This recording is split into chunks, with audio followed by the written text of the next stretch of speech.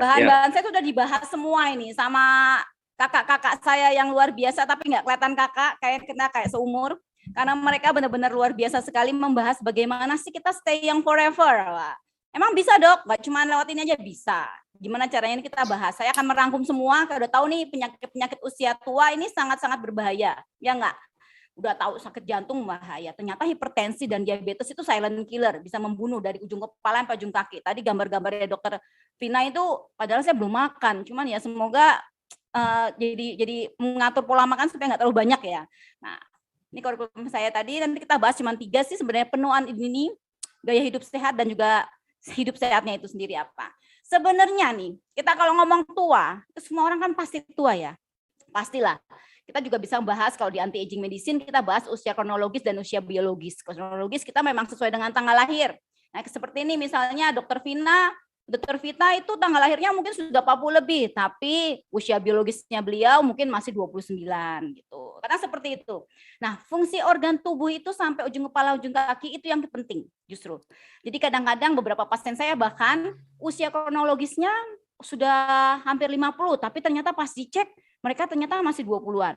Tapi ada juga yang masih 20-an atau bahkan belasan, tapi usia biologisnya, usia organ-organ tubuhnya sudah 60 tahun. Itu banyak sekali. Itu mungkin sekitar 80% ya penduduk pasien saya yang memang usia biologisnya lebih tua dibanding kronologisnya. Nah, ini tahap-tahap penuaan. Sengaja saya kasih gambar yang lagi booming orang-orang Korea. Orang Korea masih imut-imut, ternyata memang tahap-tahap penuaan itu sudah terjadi dari kita usia 25 tahun. Jadi kalau misalnya ngomong, masih muda bolehlah kita masih makan junk food, masih muda olahraga ntar aja lah, saya makan banyak tetap masih kurus gitu kan. Nah ternyata sudah terjadi penurunan, tahap-tahap penuaan, sudah terjadi perubahan hormonal, sudah terjadi penuaan secara dini, di klinis kalau kita tidak cegah. Ada juga yang namanya tahap transisi. Tahap transisi itu udah 35 sampai 45. Ini kami semua di sini, kami semua ini ngakunya sebenarnya tahap transisi, tapi kami selalu ngaku subklinik, gitu aja, ngaku-ngaku doang. Tapi ada juga tahap klinik, tahap klinik itu 45 tahun ke atas. Ini mungkin kalau Prof. Paripurna mungkin tahap klinik, tapi sebenarnya beliau masih ke tahap subklinik. Itu sedang karena masih muda, masih segar, masih bisa berolahraga. Nah itu salah satu bagaimana kita mencegahnya. Nah sebenarnya kita bisa lihat nih. Kalau kita ngomongin penuaan, pasti yang dilihat tuh cuman wajah kebanyakan. Dan saya pun sebagai dokter anti-aging medicine tuh selalu ngomongin mukanya dulu. Dok, muka saya juga boleh kelihatan awet muda. Iya, boleh muda, tapi ternyata organ-organ biologisnya sudah terjadi diabetes, sudah terjadi hipertensi. Nah, itu jangan sampai terjadi seperti itu. Jadi ada beberapa memang tanda-tanda fisik yang kita bisa ketahui kalau kita misalnya udah tua. Gimana nih dok ngeceknya? Bisa ke dokter Vita, ke dokter Vina, atau ke saya juga bisa, kita bisa deteksi. Memang ada beberapa kuesioner keadaan kesehatan dan faktor risiko. Itu ada di internet juga ada. Tapi kalau kita ngukur sendiri kadang-kadang jadi aneh sendiri, jadi tidak ini. Jadi biasanya ke dokter, nanti biasanya pasien-pasien saya kasih kuesioner untuk melihat keadaan kualitas kesehatan dan faktor risiko. Dan juga kan dilakukan pemeriksaan fisik nih, pemeriksaan fisik, tekanan darah, denyut nadi, pernafasan, bentuk tubuh. Wah, ini saya nggak body shaming loh ya, bentuk tubuh, tapi memang bisa melihat juga untuk massa otot dan massa lemak, dan itu salah satu tanda penuaan. Banyak sekali pasien-pasien saya masih udah usia tua, misalnya 50 ke atas, masih kecil nih badannya, kelihatannya nggak gemuk, tapi ternyata lingkar pinggangnya buncit. Dok, itu bukannya tanda kemapanan ya? Mari kita lihat nanti. Nah, kapasitas fungsional, bagaimana sih kemampuan kita melakukan kegiatan sehari-hari, bagaimana fungsi organ-organ kita. Densitas tulang ternyata masih 20-an, saya punya pasien beberapa, ternyata masih 20-an, tapi ternyata sudah pengeroposan tulang. Jadi jatuh sedikit di kamar mandi sudah patah tulang, padahal harusnya tidak, seperti itu. Kecepatan bergerak, kelancaran bicara, ini mungkin kalau misalnya saya agak cepat sedikit boleh diturunin, karena ini ngejar waktu kayak ngejar kereta. Dan juga pemeriksaan biomarker yang kita harus lihat, beberapa pasien bahkan pada usia muda terjadi keseimbangan hormon. Nah, di situ tuh bahkan pengaruh juga nggak cuma ke fungsi fisiologis, tapi ke bentuk badan juga bisa. Tumor marker yang tadi Dokter Vita sebutkan sudah lengkap sekali apa yang harus kita periksa, kadar kolesterol. Jangan cuma total kolesterol yang kita lihat, seperti ada Dokter Vita bilang ya, kita harus melihat kadar kolesterol baik kita berapa, LDL kita yang jahat itu berapa, HDL kita yang baik itu berapa. triglycerid kita berapa. Itu yang harus kita lihat. Kita nggak cuma melihat dari total kolesterol, ya. Nah, itu nggak bisa kita lihat. Terus gula darah juga. Makanya tadi Dokter Vina juga bilang HbA1c itu penting, tapi kalau kadar Hb-nya ternyata rendah, itu juga tidak bisa dijadikan patokan untuk melihat dari diagnosis untuk diabetes. Jadi kita ngelihat gula darah puasa dan 2 jam puasanya bagaimana, 2 jam setelah makan. Terus nutrien dan mineral. Nah, ini lagi booming nih pemeriksaan vitamin D, ya kan? Di era pandemi ini pada jemur-jemur ternyata pasti vitamin D saya kok saya udah sampai hitam gosong begini, Dok, sudah sampai keriput. Kok masih cuman di bawah 20 ya? Nah, itu. Penting nggak sih kita melihat itu semua? Ternyata memang semua ini penting untuk mendeteksi bagaimana dan mencegah, bahkan mereverse. Mereverse itu membalikkan keadaan kita seperti waktu muda. Nah, ini kita lihat nih. Ini oma-oma tahun 90-an udah banyak keriput. Kita ngelihat nih. Ini saya nggak sebutin namanya deh, biar rahasia kita. Yang Putri tahun 2021 bisa kayak gini. Padahal beliau udah umurnya sudah 50 ke atas. Nah, dari sini kita bisa lihat bahwa perubahan zaman itu juga penting. Kita bisa membuat reverse aging dengan kemajuan teknologi dan kesehatan, ya kan? Jadi umur 70 masih bisa main skateboard, Dok? Bisa. Masih bisa main sepeda? Bisa. Jadi bagaimana caranya? Nah, tadi kita udah ngomongin nih sama Dokter Vina, teman-teman semua udah tahu ya, hipertensi, diabetes, jantung, stroke, inkontinensi urin itu jadi pipisnya terus-terusan. Kadang-kadang nggak bisa nahan pipis karena semakin orang tua kadang-kadang ketawa aja saya pipis, Dok. Nah, itu adalah penyakit-penyakit usia tua. Nah, apakah cuman ini? Ternyata enggak, banyak banget nih, Dok. Ini apa harus diganti onderdilnya ya, Dok ya? Enggak, ternyata memang kita bisa mencegah ini semua kalau kita melakukan gaya hidup yang sehat dan tepat. Dan tepat ya, karena memang setiap orang itu berbeda. Setiap orang adalah unik, jadi memang ketepatan perlunya untuk konsultasi secara mendetail, butuhnya apa, itu yang penting. Jadi penyakit usia itu banyak, dari artritis, gangguan mental, demensia, kadang-kadang pikun. Pikun apakah itu penyakit, apakah bisa kita ini? Tidak. Ternyata pikun termasuk salah satu penyakit, ya. Jadi jangan pernah memaklumi pikun. Kalau pikun itu sebenarnya buat alasan, aduh saya lupa. Jadi kalau orang udah lupa mau diapain? Tapi tetap itu sebenarnya adalah salah satu penyakit. Nah, bagaimana kita mengetahuinya? Nanti biasa kontrol. Kanker jelas. Ya. Kanker itu banyak. Kita juga bisa ngecek beberapa biomarker untuk kanker kalau misalnya memang ada riwayat keluarga atau memang merasa ada keluhan tuh bisa. Gangguan pendengaran dan penglihatan ya, saya udah merasa nih di usia 40 tuh baru kerasa, oh kayak saya kok udah plus ya, udah mulai gini ya. Ternyata memang usia tua itu memang ada penurunan-penurunannya. Malnutrisi, jelas ya, beberapa pasien saya itu justru benar-benar pantang banget tuh, saya nggak mau makan telur, Dok. Wah itu kan kolesterolnya tinggi lah, padahal mungkin dia perlu, tapi bagaimana caranya supaya jangan sampai malnutrisi. Dan jangan salah, pada pasien-pasien obesitas banyak sekali terjadi juga malnutrisi. Dan satu lagi adalah gangguan kesehatan mulut, jelas ini juga banyak. Nah, kita ngomong nih, bisa nggak dicegah? Ya nggak? Wah, ini kita lihat nih gambar oma opa di sini seger-seger. Saya sebenarnya mau ngambil gambar oma opanya yang Putri yang kangkungnya Kagama, cuman takut nanti kena semprit. Nah, kita ngomong nih gaya hidup sehat. Sebenarnya gaya hidup sehat itu apa sih, Dok? Semua orang ngomong gaya hidup sehatnya, tapi kan beda-beda nih. Apa sih yang kita omongkan? Nah, sebenarnya memang gaya hidup itu adalah pola hidup seseorang yang diekspresikan dalam aktivitas, minat, opininya, dan juga bagaimana sih kita supaya tetap sehat. Tujuannya itu sebenarnya apa? Supaya kita sehat kan? Supaya kita sehat, jelas. Seperti kata Dokter Prof Paripurna tadi ngomong juga, yang didoakan oleh temennya itu cuman yang penting sehat, yang lain bisa cari sendiri. Nah, bagaimana sih kita caranya sehat? Ya, berarti makan bergizi, olahraga teratur, istirahat yang cukup, stres, ngumpul-ngumpul sama temen itu ngaruh banget loh untuk kebahagiaan. Jadi beberapa tuh pasien saya tuh stres gara-gara nggak bisa arisan katanya. Di era pandemi ini nggak bisa arisan, Dok. Saya tuh kayak bawaannya lemes, kurang gairah hidup. Bahwa. Jadi ya bagaimana sih tetap bisa arisan tapi dengan prokes yang ketat. Nah itu yang harus kita juga edukasi kepada pasien-pasien. Ini saya ngomongin sehat. Sehatnya apa? Ini saya buat gini nih. Pertama, sehat itu adalah sesuai gizinya. Yang kedua, eliminasi faktor-faktor pemburuknya. Ketiga, hindari stres. Keempat, aktif bergerak dan olahraga. Jadi nggak cuma olahraga doang, apalagi kalau olahraganya cuma 1 kali seminggu itu nggak bisa dianggap ya. Terus tidur yang cukup dan berkualitas. Setiap orang ini juga sangat khusus dan memang semua ini harus kita sadari, kita harus sadari bahwa memang ini semua adalah yang terbaik. Kita bahas satu-satu ya. Karena kalau yang rumit-rumit sudah dibahas oleh Dr. Vita. Jadi kita sekarang bahas tentang yang santai-santainya, gizinya. Balik lagi, setiap orang adalah unik. Jadi ada beberapa juga metode-metode untuk melihat kayak seperti nutrigenomik, melihat gen kita.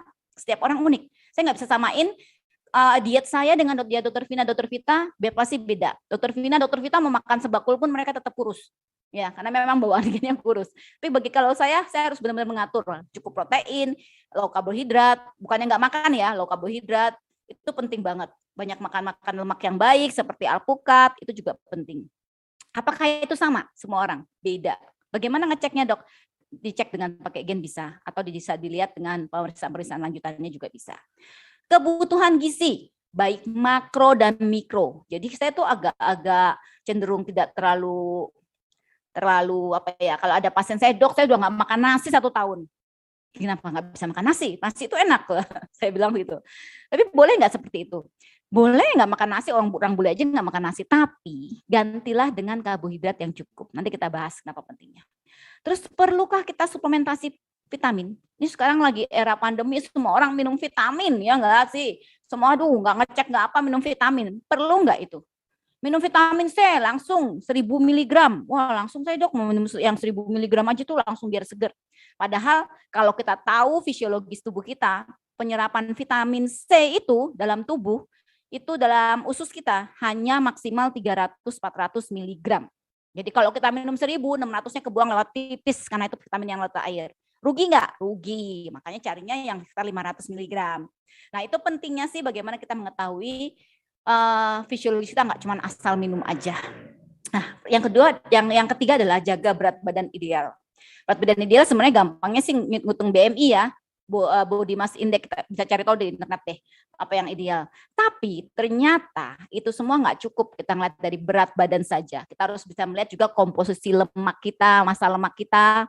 Kalau banyak yang ternyata BMI saya 21, Dok, kurus, tapi perut saya buncit. Ternyata diukur lingkar pinggangnya pada perempuan sudah 85. Jadi kelihatan kayak busung lapar itu loh. Maaf ya saya nggak ini. Cuman perutnya kelihatan membuncit gitu. Nah, itu apakah termasuk sindrom metabolik? Apakah termasuk penyakit dan harus kita terapi? Ya, itu termasuk. Walaupun berat badannya ideal nih, tapi ternyata lingkar perutnya lebih dari 80 cm. Pada perempuan, kalau pada laki-laki 90 cm. Jadi saya persilakan untuk semua Bapak Ibu di sini, Mas Mbak di sini untuk ambil lingkar, ambil alat ukur, diukur lingkar pinggangnya masing-masing. Kalau memang misalnya sudah lebih dari 90 cm pada laki-laki dan 80 cm pada perempuan, segera kita berubah bukan berubahnya jadi kayak satria hitam ya, ketahuan umurnya nih kalau saya. Tapi bagaimana kita berubah untuk hidup sehat. Nah, ini yang paling gampangnya nih, tadi udah ngomongin paling gampang tuh adalah kayak gini, kita harus banyak whole grains, itu berarti bisa makan nasi. Nasinya bisa ganti nasi merah, nasi hitam. Nasi yang misalnya tambahin serat, itu banyak sekarang. Nasi yang rendah glycemic index-nya ada sekarang. Boleh nasi, harus justru. Karbohidrat harus. Boleh ganti jagung nggak? Boleh. Jagung boleh. Singkong boleh nggak, Dok? Boleh, boleh semua. Yang penting ada karbohidratnya. Ya. Terus proteinnya bagaimana, Dok? Protein juga penting. Protein sangat penting, apalagi pada anak-anak, pada usia tua juga penting. Makanya kenapa banyak terjadi malnutrisi pada orang tua.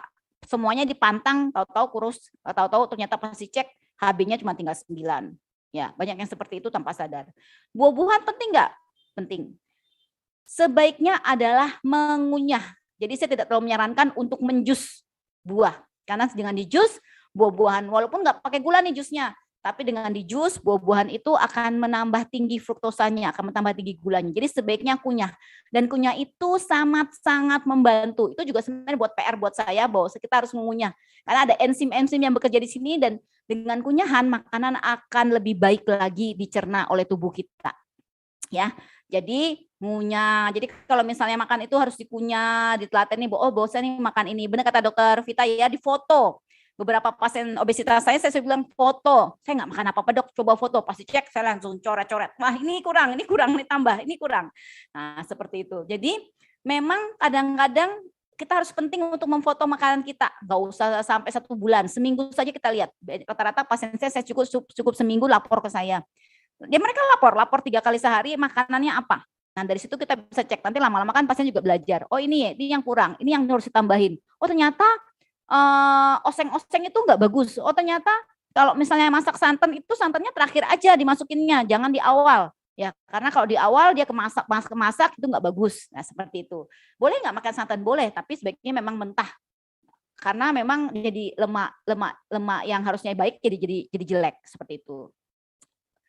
Ya, oil boleh nggak dok? Minyak boleh nggak? Boleh, tapi asal jangan dipanaskan. Jadi beberapa kampanye kayak misalnya makan VCO, minum VCO mentah-mentah boleh dok? Boleh, karena itu juga mengandung asam lemak yang bagus untuk bentuk kolesterol baik kita. Nggak apa-apa, tapi jangan 1 botol ya, cukup 1 sendok 2 sendok aja, cukup. Nah ini kalau WHO ini berdasarkan diet seluruh manusia ya, diet seluruh umat gitu jadinya. Jadi kita nggak bisa mengsangat, tapi intinya seperti ini. Jadi konsumsi buah, kacang-kacangan itu boleh semua, nggak ada masalah, harus dikonsumsi ya. Sekitar 30 tadi sekitar bisa 30-40%, bisa naikin 50% tergantung kebutuhan masing-masing. 5 porsi buah dan sayur. Kalau perlu sayurnya boleh nggak dok dioseng? Boleh, tapi minyaknya juga jangan kalau bisa nanti pas di akhir justru malah. Terus direbus juga boleh, dikukus juga boleh, nggak ada masalah. Buahnya dikunyah. Gula sangat dibatasi karena kita tanpa sadar kadang-kadang saya nggak minum manis dok, tapi kan makanan di Jogja, waduh luar biasa, manis-manis kayak orang-orang Jogja, ya nggak? Apalagi yang pernah kuliah di Jogja kan, tahu bahwa memang orang Jogja itu manis-manis, termasuk makanannya. Jadi memang harus mengurangi. Jadi kurangi minum-minuman manis. Beberapa pasien saya pasti ngeluhnya gini, dok saya nggak tahan nih, saya pusing gelir. Ternyata itu juga pengaruh kebiasaan. Bisa nggak kita kurangi? Bisa, pelan-pelan. Jadi kurangi gulanya dari awal. Biasanya 1 sendok makan, kurangi setengah sendok makan. Seperti itu. 30% asupan itu berasal dari lemak tidak jenuh. Jadi konsumsi ikan, alpukat, kacang-kacangan itu bagus sekali. Tapi kalau makan alpukat ya, minta tolong jangan pakai tambah-tambahan yang lain. Nah, kadang-kadang suka nambahin, pakai susu kental manis sama es. Aduh enak banget. Tapi jadi hilang semua tuh manfaat-manfaat yang baik, dapatnya gula. Jadi memang cara makan kita itu sangat penting. Makanan itu bagus, tapi kalau tidak dimakan dengan cara yang baik itu akan tidak bagus. Konsumsi garam itu memang harus dikurangi. Micin itu memang luar biasa ya kan, enak, tapi ya sebaiknya memang terlalu dikurangi. Nah ini E-nya, eliminasi faktor-faktor pemburuk. Seperti tadi Dr. Vita ngomong, quit smoking. Hidup ini begitu indah tanpa asap rokok.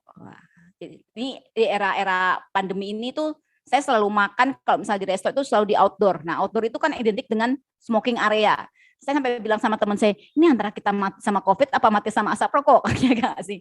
Tapi dari situ kita bisa bilang bahwa memang merokok itu sudah ada jurnalnya, sudah penelitian-penelitiannya yang memang sangat individu. Balik lagi, misalnya ditulis nih di rokok akan menyebabkan kemandulan. Wow, itu tangga saya rokoknya kayak sepur itu anaknya 5 dok. Nah, tapi mungkin akan menyerang ke organ yang lainnya. Jadi memang sangat individual. Kita nggak bisa samakan saat efek buruk rokok itu ke setiap individu masing-masing. Kurangi konsumsi gula seperti tadi, tidak minum alkohol karena alkohol juga sama membuat liver kita bekerja berat juga. Dan juga jaga berat badan ideal, jelas lah. Dan juga jangan lupa kontrol berat secara teratur. Ini penting, terutama di atas usia 40 untuk medical check up, untuk melihat marker biologi kita, kolesterol kita, gula darah kita. Jangan salah, diabetes itu pasien Dr. Vina tuh saya yakin usia 20-an juga sudah ada sekarang. Bukan karena genetik, tapi memang karena pola makan kita. Yang haknya apa? Hindari stres berlebih. Jelaslah, setiap manusia memang sangat unik. Semuanya nggak bisa kita saling. Kalau saya misalnya lagi stres, saya shopping. Nggak boleh sama Danung disemprit nih nanti. Beda-beda. Tapi ada juga yang pengen diem di rumah. Ada juga yang harus ketemu teman-temannya nih. Ya, setiap orang memang unik. Tapi memang kita harus sadari bahwa mental health itu sama pentingnya dengan physical health. Karena dengan sakitnya mental itu bisa dari ujung kepala sampai ujung kaki.